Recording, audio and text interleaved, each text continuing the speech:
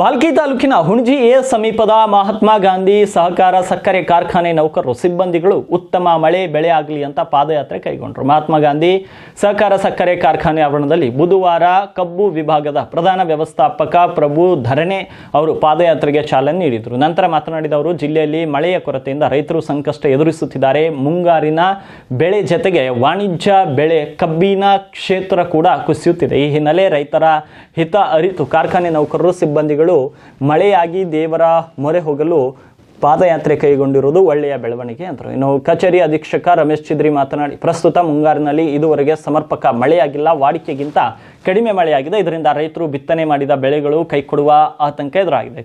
ಜೊತೆಗೆ ಮಳೆಯ ಕೊರತೆಯಿಂದ ಕಬ್ಬು ಕ್ಷೇತ್ರ ಕುಸಿಯುತ್ತಿದೆ. ಹಾಗಾಗಿ ಜಿಲ್ಲೆಯ ಉತ್ತಮ ಮಳೆ ಬೆಳೆಗಾಗಿ ಎಲ್ಲ ನೌಕರರು ಸೇರಿ ಪಾದಯಾತ್ರೆ ಮೂಲಕ ದೇವರ ಮೊರೆ ಹೋಗುತ್ತಿದ್ದೇವೆ. ಮುಂದಿನ ದಿನಗಳಲ್ಲಿ ದೇವರ ದಯದಿಂದ ಮಳೆಯ ಕೊರತೆ ನೀಗಲಿದೆ ಅಂತ ವಿಶ್ವಾಸ ವ್ಯಕ್ತಪಡಿಸಿದರು.